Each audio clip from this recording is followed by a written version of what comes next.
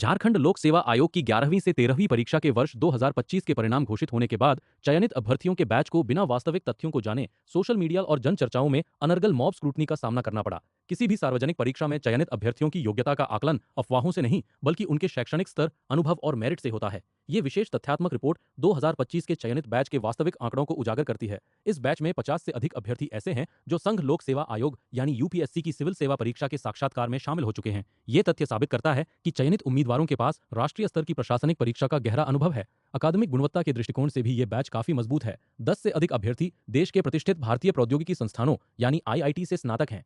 60 से 70 अभ्यर्थी NIT, IIIT एवं अन्य अग्रणी संस्थानों से उत्तीर्ण हैं। कुल मिलाकर 70 से अधिक अभ्यर्थी आईआईटी, एनआईटी या प्रीमियर संस्थानों से हैं। ये बैच न केवल नया दृष्टिकोण रखता है बल्कि इसके पास पूर्व प्रशासनिक परीक्षा और नौकरी का ठोस अनुभव भी मौजूद है। लगभग 150 अभ्यर्थी केंद्र सरकार, विभिन्न मंत्रालयों तथा सार्वजनिक क्षेत्र के उपक्रमों में पहले से कार्यरत थे। लगभग 100 अभ्यर्थी पिछली जेपीएससी परीक्षा के साक्षात्कार में सम्मिलित हो चुके थे, जिससे उनकी निरंतरता सिद्ध होती है। महिला सशक्तिकरण की दृष्टि से ये परिणाम ऐतिहासिक है। 93 महिला अभ्यर्थियों का अंतिम रूप से चयन हुआ है। ये राज्य प्रशासनिक सेवा में महिला नेतृत्व और सशक्तिकरण की दिशा में एक महत्वपूर्ण कदम है। जनजातीय प्रतिनिधित्व भी उत्कृष्ट है। कुल 93 जनजातीय अभ्यर्थी चयनित हुए हैं, जो कुल सीटों का 27.1% है। विशेष रूप से अत्यंत पिछड़े, विशेष रूप से संवेदनशील जनजातीय समूह पीवीटीजी से आने वाली अभ्यर्थी का चयन राज्य के समावेशी विकास को दर्शाता है। सबसे सराहनीय बात यह है कि जिस बैच पर बिना किसी आधार के उंगलियां उठाई जा रही हैं, उसी बैच के लगभग 30 अभ्यर्थियों ने जेपीएससी में अंतिम चयन के बाद बिहार लोक सेवा आयोग यानी बीपीएससी का साक्षात्कार न देने का निर्णय लिया। उनका स्पष्ट उद्देश्य ये था कि वे परीक्षा देकर किसी अन्य सुपात्र उम्मीदवार की सीट खराब न करें।